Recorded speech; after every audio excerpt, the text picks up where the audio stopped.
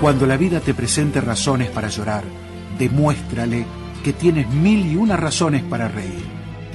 Onda de Radio, un programa que es como la vida misma.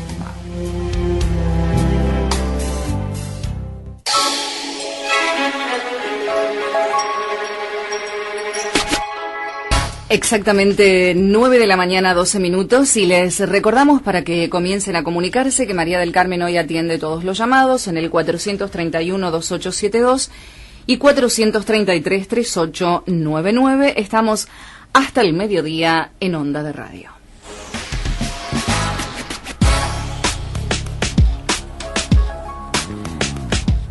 Y uno de los temas con los que iniciamos el año 2014 a nivel político fue la presentación del anteproyecto de reforma del Código Penal. Al suceder esto, rápidamente el diputado nacional Sergio Massa inició una campaña para juntar firmas en toda la Argentina en oposición a esos probables cambios, y se generó un debate en la sociedad con diversas posiciones. Por eso es que esta mañana nos visita el doctor Nicolás Mayoraz, que es abogado, especialista en Derecho Constitucional y Administrativo y profesor de Derecho Constitucional de la Universidad Nacional de Rosario. Bienvenido, Nicolás, es un gusto tenerte aquí nuevamente. Muchas gracias, Denise, gracias por la invitación.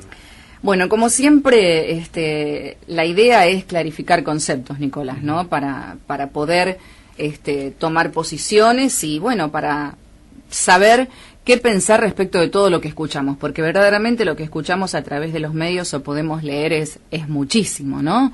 En principio me gustaría preguntarte cuál es tu postura acerca de la necesidad o no de una reforma del Código Penal argentino. Bien, es una muy buena pregunta porque es la que permite aclarar, digamos, ya desde entrada el concepto, ¿no? Lo primero que tenemos que decir es que esto no es una reforma del Código Penal, sino que es una sustitución del Código Penal. Lo que estamos enfrentando como sociedad es un cambio de Código Penal, sustituir el Código Penal que teníamos por uno nuevo.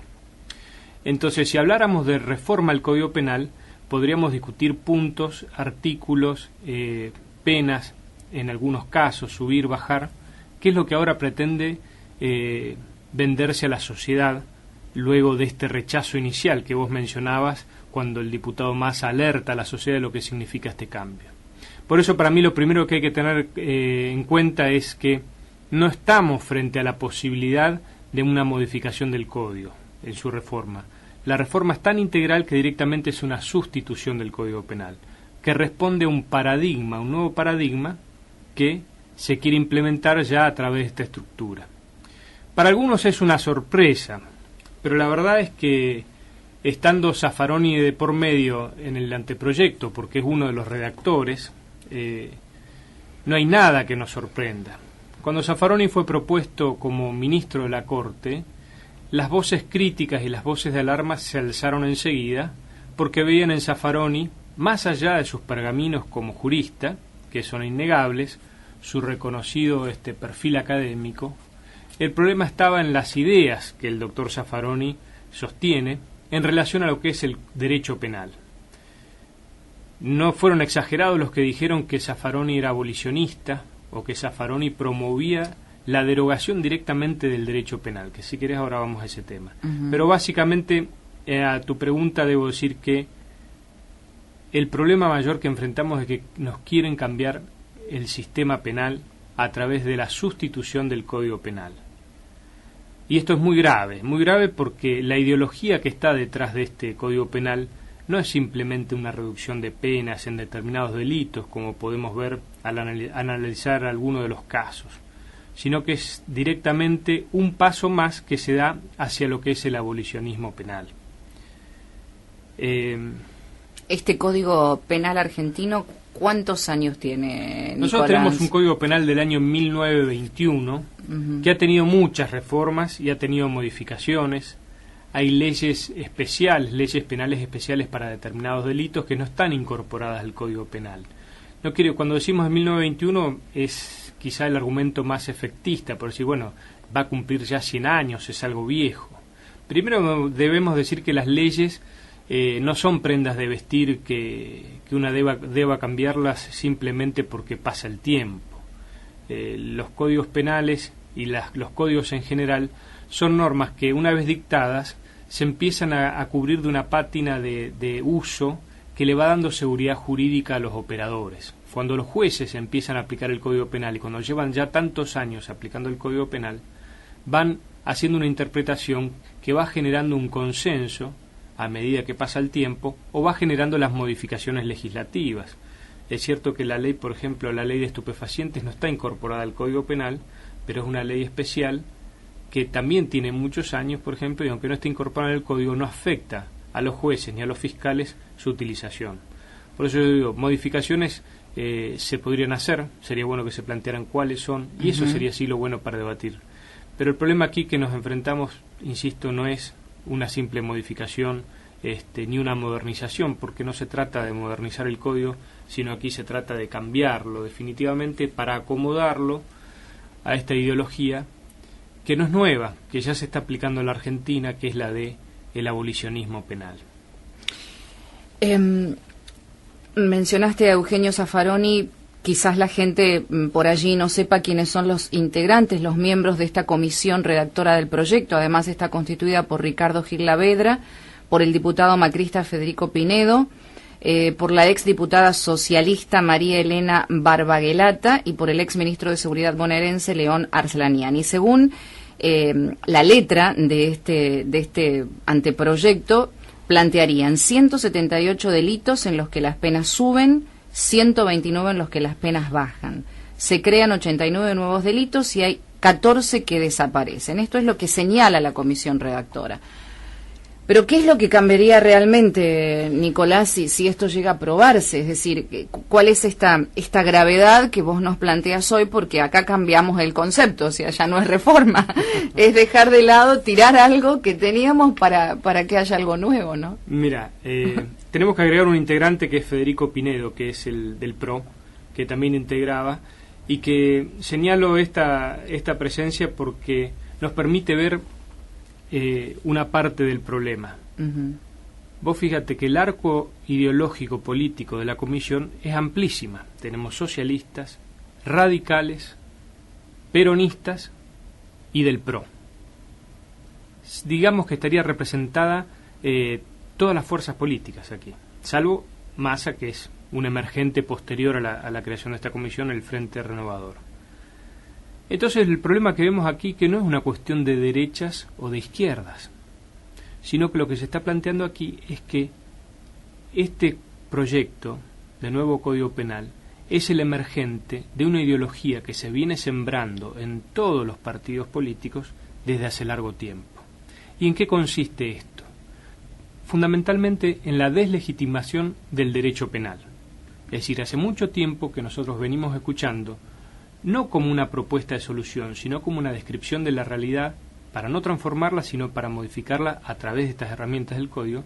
Por ejemplo, que las penas no sirven, que un preso lo metes en la cárcel y sale peor de lo que entró, que el sistema penal en definitiva lo que hace es perseguir a los pobres, que los estigmatiza. Todos esos argumentos, que son argumentos sensibles, argumentos que son atendibles, calan hondo en los partidos políticos, calan hondo en los políticos, que ven esa realidad y dicen, bueno, esto tenemos que transformarlo. Y Zaffaroni, a través de sus ideas abolicionistas, viene a darles esa solución, pero con un peligro enorme, porque el abolicionismo, ¿qué propone? Primero se presenta como garantismo, es decir, oímos hablar soy garantista, no soy garantista.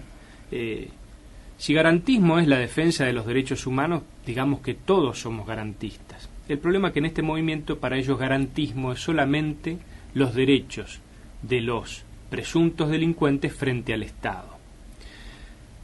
Desde esta posición se concibe al Estado como un órgano represor que ve en el delincuente una amenaza a un sistema político de poder instaurado que pretende mantenerse. Entonces persigue a todo aquel que quiera hacer el cambio. Es una visión que se nutre mucho del marxismo. Pero vos me dirás entonces, pero ¿cómo Pinedo, que es del PRO, está adhiriendo a estas ideas? Por lo que decía antes, se va colando sobre las críticas reales que tiene nuestro sistema penal. Las críticas, por ejemplo, al funcionamiento de las cárceles, las críticas al funcionamiento mismo del sistema penal. Pero el problema es que en esa ideología que se va colando, llegamos a la situación en la cual se concibe que el derecho penal no sirve. Y eso es lo que en definitiva dice Zaffaroni. Y lo dice expresamente, yo no es que estoy descubriendo entre líneas las palabras de Zaffaroni. Zaffaroni, en sus ideas, dice exactamente eso. El derecho penal no cumple la función que debe cumplir. Y él pone como ejemplo el hecho de que siga habiendo delincuentes, de que siga habiendo, delitos, se siguen cometiendo delitos, entonces para él es un fracaso el derecho penal. Y además dice que no podemos a un hecho negativo como es un delito sumarle otro hecho negativo como es privarle la libertad a una persona. Entonces considera él que las penas no cumplen ninguna finalidad útil y en consecuencia debemos eliminar las penas o al menos reducirlas al máximo. Entonces el problema de este movimiento al cual adhiere Zaffaroni es que no es que se pone afuera del sistema penal, sino que intenta minar sus bases desde adentro. Zaffaroni es ministro de la Corte y él es uno de los principales cuestionadores del Poder Judicial y lo hace desde adentro. Entonces por eso digo, esta situación no es nueva, se viene dando hace tiempo. Hace que hoy nos encontremos con fiscales que descreen del sistema penal, que descreen de la acusación que ellos deben hacer a los delincuentes. Entonces, lejos de plantearnos mejores cárceles, lejos de plantearnos una policía más profesionalizada que pueda perseguir delitos más complejos, de manera tal que no sea solamente el único delito a perseguir el hurto o el robo, el arrebato o el homicidio, sino delitos más complejos, los llamados delitos de cuello blanco, que atrapan a los ricos que evaden impuestos o que hacen cualquier maniobra de estafa, lejos de eso, hacemos una crítica al sistema para llevar a esta posición. Es decir, hoy en la sociedad vivimos un cuadro de situación que es precisamente el deseado por este movimiento. Es el deseado, esta situación de anarquía que nosotros estamos viendo con tanta preocupación, es un sistema, es una realidad a la cual nos han llevado ex profeso a través de distintas reformas que se han ido haciendo en el sistema procesal penal, que lleva a lo que nosotros vemos hoy en día y que la gente simplifica como diciendo que el ladrón entra por una puerta y sale por la otra a los 5 minutos, o como que, por ejemplo, el policía pierde más tiempo haciendo un informe de la detención de lo que dura la detención misma de la persona, porque sale a los 15 minutos y el policía se tiene que dar una hora informando de qué es lo que pasó. Entonces nos encontramos con esta situación. Este Código Penal, lejos de venir a dar las respuestas que la sociedad necesita, lo que viene a hacer es dar un paso más en plasmar esta ideología que concibe que la pena no tiene ningún sentido, que no va hacia ningún lado, que no consigue los efectos que debería conseguir y entonces debemos reducirla y abolirla. Entonces, en este Código Penal no solamente tenemos reducción de penas, sino que tenemos tantas alternativas, lo que se llaman las penas alternativas, son tantas y tan variadas, incluso la exhibición de pena, porque el juez hasta puede eximir de pena, o incluso los fiscales, dice que el fiscal puede, si quiere, no perseguir un delito si no afecta gravemente al orden público, o sea, la afectación grave, o sea que la discrecionalidad es amplísima. Según Zaffaroni, esto se hace para sincerar el sistema, porque hoy hay un montón de delitos que prescriben sin llegarse a una condena. Entonces, mientras la sociedad reclama una cosa, que es una mejor persecución penal, una policía más presente para prevenir los delitos, un proceso penal que sea ágil y rápido, donde el imputado tenga su derecho de defensa, pero donde el Estado tenga los recursos para averiguar o indagar sobre la comisión o no del delito, y además tener cárceles que realmente sean sanas y limpias, como dice la Constitución, nos encontramos con que ese no es el objetivo que se persigue.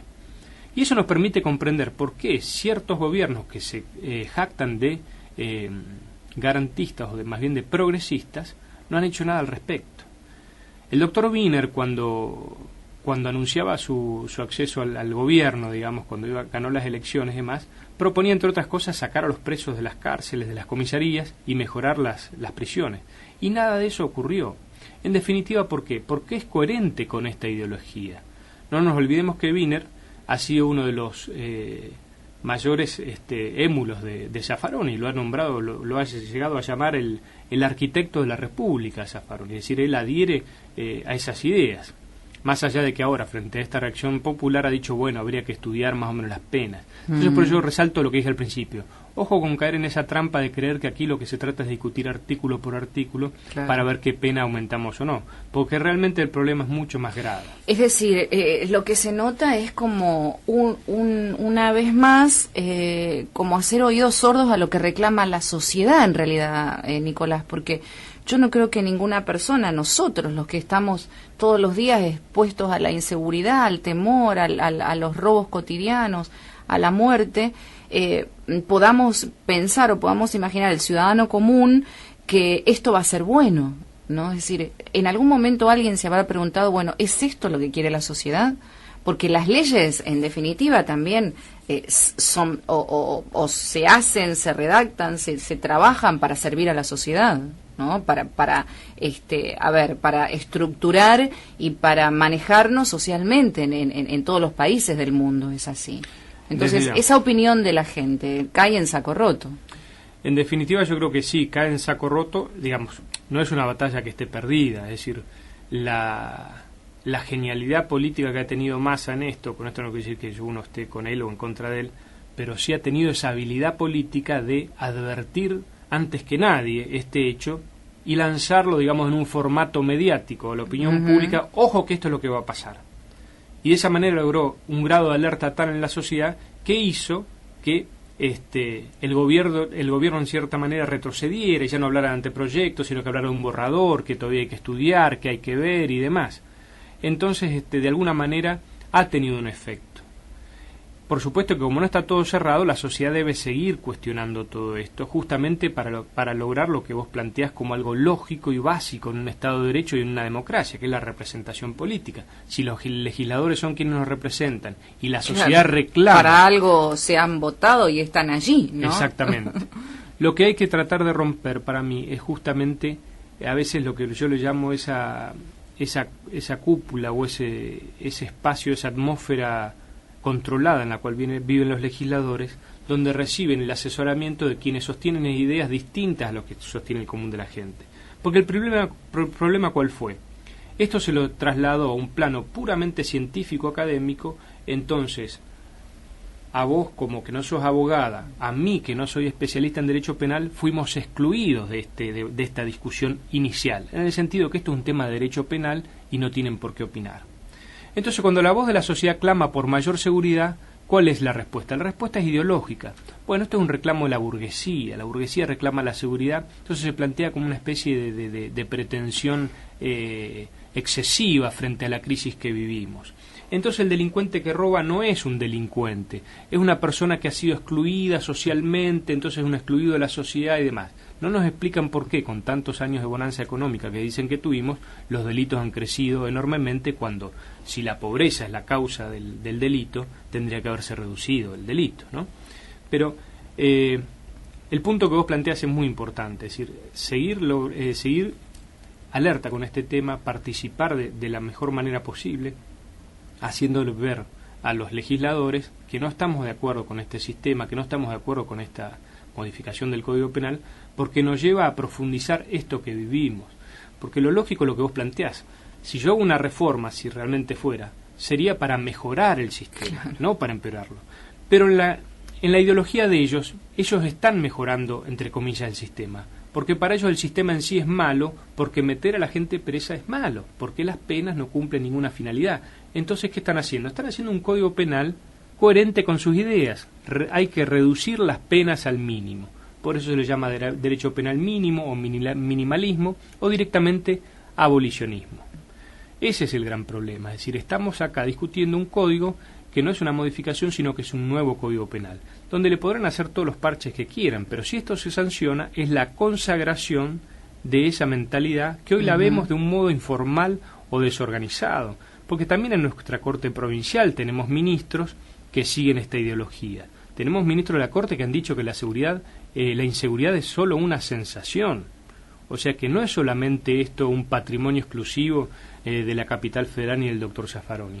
Esto se enseña en las universidades y se enseña, que no está mal que se enseñe, pero se enseña como la verdad absoluta. Ese es el problema, se enseña como la única verdad. Entonces los abogados que se forman allí, que son los futuros fiscales y jueces, toman en cuenta solamente estas ideas. Por supuesto que hay otros que piensan distinto y desarrollan escuelas distintas. De hecho tenemos a Héctor Hernández, que ha publicado un libro hace muy poco, el año pasado, El garantismo abolicionista. Es un especialista en derecho penal, y que analiza el pensamiento de Raúl Zaffaroni, el pensamiento abolicionista del doctor Zaffaroni, lo hace de un modo magistral, porque va desarmando y desmenuzando en qué consiste esas ideas y cómo las pretende llevar a la práctica. Y este proyecto de Código Penal que tenemos no es más que un paso adelante hacia esa consagración. Pero que no es ninguna novedad, está claro, para nosotros, porque ya con la reforma del Código Procesal Penal de Santa Fe ya lo estamos viendo a eso. Es decir, lo que se nos vende como un nuevo, digamos, como una solución al problema, vamos a ver con el tiempo que no lo es, por todos los problemas que trae aparejados. Nicolás, estoy pensando algo que el oyente seguramente debe estar diciendo en este momento.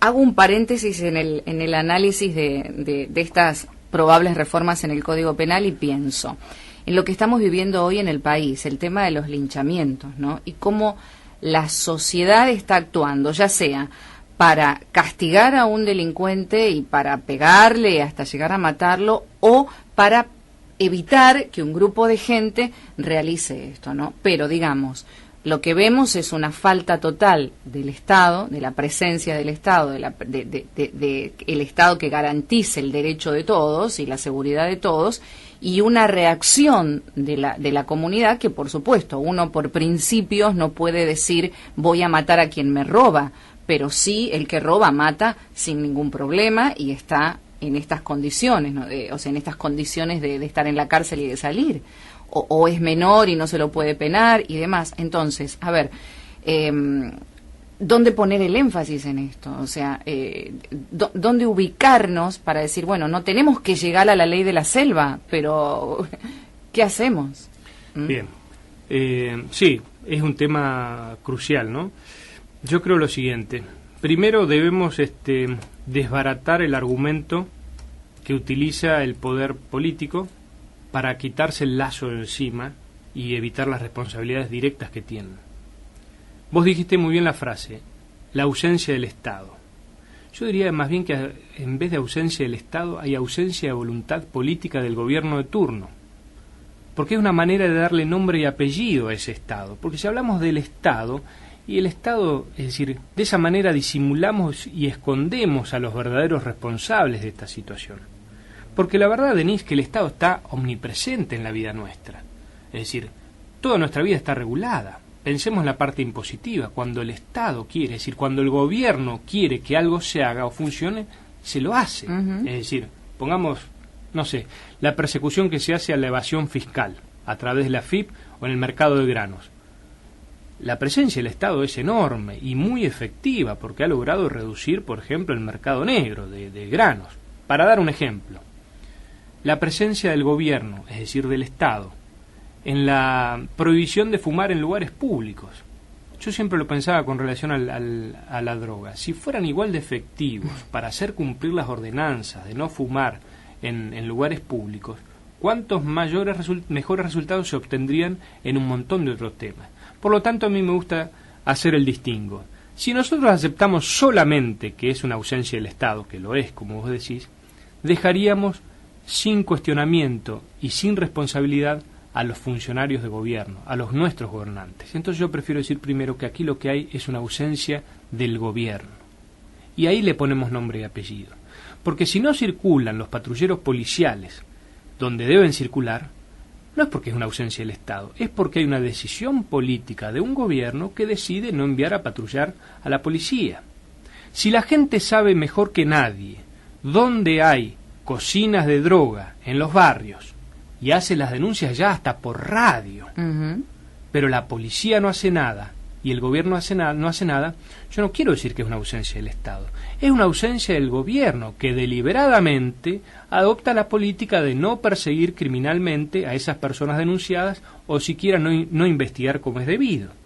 Entonces, para mí, hoy justo sale en la capital de hoy un informe de Mónica Fein que dice, la ausencia del Estado no puede justificar nada. Yo digo, mire, por supuesto que no, pero aquí no podemos hablar, es decir, usted no puede sentarse como si fuera una víctima más. Usted es intendente y, entre otras cosas, tendría que explicar por qué, por ejemplo, su gobierno y las gestiones anteriores de la misma ideología retardaron durante tanto tiempo la creación de comisiones de seguridad, la declaración de emergencia de seguridad de la ciudad, también ocurre con lo mismo en la provincia, por qué se ha negado sistemáticamente a la instalación de cámaras de seguridad, a sabiendas de que es un método efectivo para la prevención del delito y para detectar la comisión de delitos. Entonces, a mí es verdad que hay ausencia del Estado como tal, pero me gusta precisarle, me gusta poner nombre y apellido, y aquí tienen responsables con nombre y apellido en el gobierno nacional, en el gobierno de la provincia de Santa Fe y en el gobierno municipal. Entonces yo creo que no se la tenemos que hacer fácil a nuestros gobernantes diciendo simplemente como categoría de análisis el Estado, sino que hay que hablar simplemente, señor ministro de Gobierno, señor ministro de Seguridad, ¿qué ha hecho usted? ¿Cuál es su responsabilidad? Justamente el de Seguridad, Lamberto, hace 2 meses atrás dijo, cuando le mataron el segundo hijo al pastor Trasante, no sé si recordás, sí. Le dijo, me siento impotente, me siento incapaz de hacer algo. Sí. Bueno, yo lo felicito por su sinceridad, pero creo que eso debe además ir seguido de algo que es un paso, o dar un paso al costado, o bien decir vamos a adoptar estas medidas. Pero cuando un gobernante reconoce admite su incapacidad, debe haber un cambio, inmediatamente debe haber un cambio, porque implica que ese funcionario no puede lograr el objetivo que debería tener.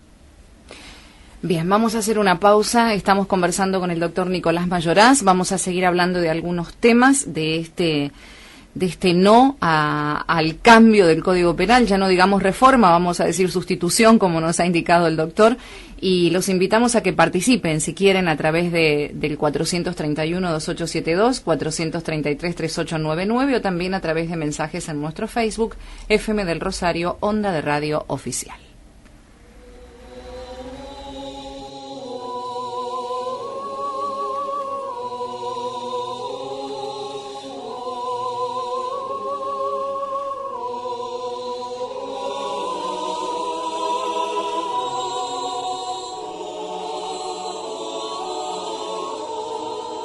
En mi alma yo sé con honda fe que pronto venceremos,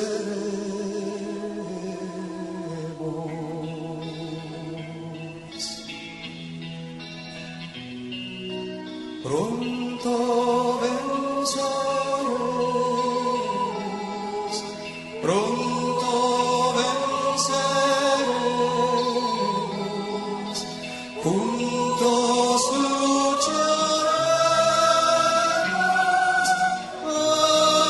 hasta el final. Quiero que mi país sea feliz, con amor y libertad.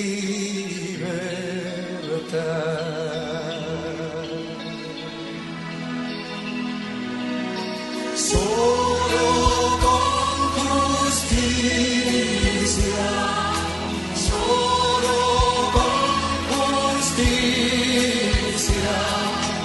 nos haremos dueños de la paz. Quiero que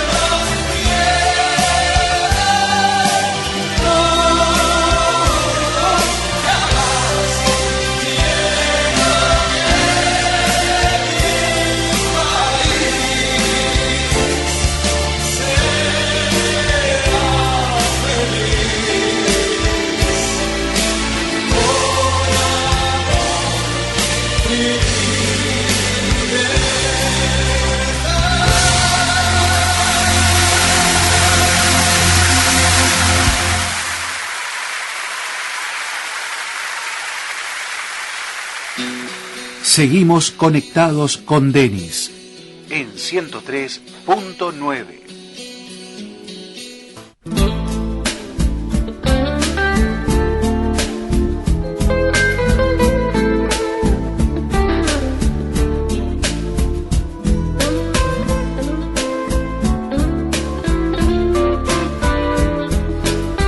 Exactamente las 9 de la mañana, 48 minutos, y estamos en esta primera hora del programa conversando con el doctor Nicolás Mayoraz. Si recién sintonizan la radio y no han escuchado la primera parte, el tema de hoy es hablar del anteproyecto de reforma del Código Penal que ha sido presentado en nuestro país a través de una comisión redactora.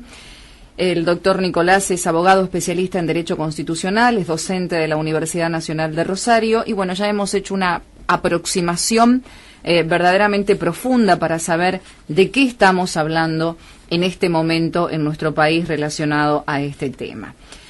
Hay mucha polémica y tal vez algunos conceptos equivocados, Nicolás, en torno a lo que sería la eliminación de la reincidencia, ¿no? ¿Podemos explicar o profundizar ese punto? Sí. ¿De qué se trata y qué sucedería si esto se aprobaría? ¿Cómo no? La reincidencia es un instituto del derecho penal que indica que si una persona cometió un delito y es condenada por la comisión de un delito y tiene una sentencia firme, si vuelve a cometer otro delito, la pena se agrava. Y si la pena del delito anterior fue de cumplimiento condicional, puede hacerse de cumplimiento efectivo. Es decir, los antecedentes penales hoy en nuestro sistema penal pesan, en el sentido de que no da lo mismo si vos robaste, si una persona robó o no robó. No da lo mismo si tuvo un antecedente criminal de condena a los efectos de un nuevo juzgamiento. Con este proyecto de nuevo Código Penal se elimina la reincidencia, que es coherente con lo que decíamos antes. Si yo considero que el derecho penal no sirve, que la pena no cumple ninguna finalidad, ¿qué me importa a mí si esta persona delinquió antes o no delinquió antes? En consecuencia, va a dar lo mismo que haya tenido 100 antecedentes de hurto o robo a que tenga uno solo. Esta es una de las causas por las cuales en Europa esta corriente, esta escuela fundamentalmente alemana, no tenga ningún predicamento. Es decir, Zaffaroni es un hombre muy prestigioso en el ámbito académico, pero que a nadie en Europa, en su sano juicio, se le ocurriría llevarlo como operador práctico del sistema penal, porque sus ideas son impracticables, porque llevan a lo que decíamos antes, a una anomia completa, a una anarquía completa por la falta de normas. ¿Por qué? Porque el derecho penal y todas las normas en general, vos lo dijiste al principio, cumplen una función, y una de las funciones reconocidas en el derecho es la función moralizadora. Cuando en el Código Penal hay una figura que reprime el homicidio, es un acto moral. Porque a veces se discute, no tenemos que sacar la moral del derecho penal. Mire, todo el Código Penal es un tratado moral, porque nos está diciendo lo que está bien y lo que está mal. Seguro. Si robar está mal, la consecuencia necesaria tiene que ser que ese acto sea punible. Entonces nos encontramos aquí que la eliminación de la reincidencia es también la eliminación de la sanción moral. La sanción moral hacia aquel que ya había cometido ese delito con anterioridad y vuelve a cometer ese u otro delito, tiene una sanción mayor. Entonces aquí se elimina todo eso porque lo que se busca justamente es eliminar el concepto moral que subyace a todo Código Penal. ¿Sabés qué pienso en este caso, por ejemplo, en los delitos de abusos sexuales, ¿no? Que una persona que reincida en eso y que cada vez le sea mínima la condena, ¿no? O sea, Sí. Aquí la moral atraviesa totalmente esta situación. De hecho, va a ser un delito escarcelable en nuestro nuevo Código Penal. Al reducirse tanto los mínimos y al permitirse la aplicación de penas alternativas, incluso a la prisión preventiva, hace que directamente sean realmente escarcelables inmediatamente esos delitos. Pero vuelvo a repetir, en Zaffaroni no hay nada que nos sorprenda. Zaffaroni es el juez que cuando era camarista en Capital Federal hace muchos años ya, fue el que sostuvo, por ejemplo, para disminuir la pena en un caso de abuso deshonesto cometido una niña de 8 años, sostener que en realidad no había sido tan grave porque la niña había sido abusada con la luz apagada. Eso está escrito en una sentencia, lo firmó el doctor Zaffaroni y él lo sigue defendiendo. Es decir, el hecho de haberse hecho con la luz apagada ocasionó en la víctima un perjuicio menor. No lo dice en esos términos, pero lo dice directamente que el estar la luz apagada significa eso. Este nuevo Código Penal tiene un desprecio absoluto por las víctimas, un desprecio absoluto por las víctimas. De hecho, muchos delitos pasan a ser de instancia privada, es decir, necesitan que el ciudadano víctima ponga un abogado para que persiga penalmente al delincuente. Eso es grave también. Entonces nos encontramos con esta situación donde se va destruyendo y se va minando cada vez más ese sentido que tiene que tener la ley de moralizar y de servir de freno, porque obviamente si de alguna manera era o no un parate a la mayor delincuencia el hecho de la reincidencia, hoy dejará de serlo, porque el delincuente o el que quiera delinquir no va a tener ningún reparo en hacerlo, porque sabe que no le suma ni le resta absolutamente nada. Absolutamente nada, es decir, que es una facilidad todavía para delinquir más, Sí, evidentemente, ¿no?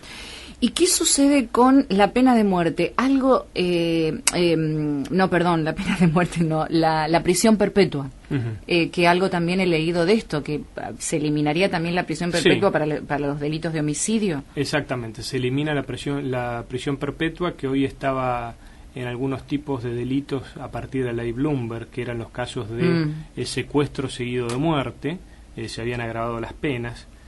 Con al morigerarse las penas se elimina eso, porque se eliminan muchos, lo que se llama tipos agravados, es decir, muchos delitos. El robo tiene una pena X, y si además es cometido con armas tiene un agravante. Aquí le quitamos el agravante y además le ponemos atenuantes, por ejemplo, eximir de pena, a lo mejor, según como es la redacción, en el caso de que el ladrón sea herido, porque en esta concepción el ladrón que roba y recibe un balazo ya recibe suficiente pena con el dolor balazo que sufre del balazo, claro. Entonces no es necesario una pena mayor. Entonces, ¿para qué fue a robar? Exactamente. O sea, es que ahí está el concepto, es que parte del concepto anterior, es claro. decir, en la génesis de esta concepción, por eso digo que es un nuevo Código Penal y no una simple reforma. El ladrón no es un delincuente, no es una persona que obre libremente, como vos y como yo pensamos que yo todas las mañanas me levanto y decido no atropellar a alguien con el auto, decido no ir a robar, decido no hacer determinadas acciones porque las considero malas. Seguro. En esta concepción el delincuente no tendría esa libertad porque no tiene la responsabilidad penal, porque la responsabilidad es la sociedad que lo llevó a esa situación. ¿No? Vamos rumbo a un cambio de éticas, de paradigmas en cuanto a ética también en esto, Nicolás. Sí, por supuesto. Lo que pasa es que va a hacerse de un modo solapado, porque el sistema, es decir, lo que Zaffaroni muy hábilmente dice, que esto hay que hacerlo gradualmente y además hay que hacerlo de alguna manera sin que se note. Entonces, el circo judicial va a seguir funcionando. A la persona la van a detener, estará unos días presos, 1 o 2, cuanto menos posible mejor, pero el hecho es que nunca va a llegar a una condena, que eso en definitiva lo que se persigue, que no existan más condenas penales, porque insisto, para Zaffaroni, para este movimiento abolicionista, la pena no tiene ningún sentido, porque el único objetivo que tiene para ellos la pena, que es procurar, digamos, la prevención del delito, no cumple esa finalidad, porque ellos te dicen, con la estadística de delitos que hay, evidentemente el delito, la pena no cumple la función de prevenir el delito. A lo que nosotros le contestamos, digamos, o se le contesta de las teorías clásicas o de la teoría solidarista, digamos, a decirlo así, es que no es cierto que la función de la pena sea la prevención del delito. En todo caso, es una más de las tareas del derecho penal y del sistema penal, porque lo que buscamos con el derecho penal es la protección de bienes y valores comunes de la sociedad. La sociedad valora la propiedad privada, valora la vida, valora la fe pública, valora tantos bienes que considera valiosos y los protege. Y el Código Penal lo que hace es plasmar esa protección. Entonces, si yo valoro más la vida, la pena por violar, digamos, ese valor vida será mayor que el hurto, donde simplemente estoy protegiendo la propiedad. Ahora, si ese hurto se hace con la sociedad valora más que no haya violencia en la sociedad, que no haya violencia en la comisión de delitos y que la integridad física de las personas no sufra frente a la comisión de delitos. O sea que ese cambio de paradigma es clave. El Código Penal para nosotros, y como lo entendemos el común de la gente, no es solamente prevenir el delito, que a lo mejor podemos discutir si fracasó o no fracasó, si es bueno o es malo. Es simplemente darle un valor y una protección a bienes jurídicos, que se llaman, que nosotros protegemos, que no es más ni menos que la vida, la seguridad, y la propiedad. Pero entre además tantas otras, saber que no todo da igual, o sea, que no es lo mismo ser honesto que no es lo mismo portar un arma que matar a una persona en la calle que no matarla, no es lo mismo. Va a tener que probar que en ese caso concreto él ejerció legítima defensa, Claro. que está prevista. O la sea, legítima que va a ser sometido a todo un proceso Sí, que sí, no sí. lo sería el delincuente.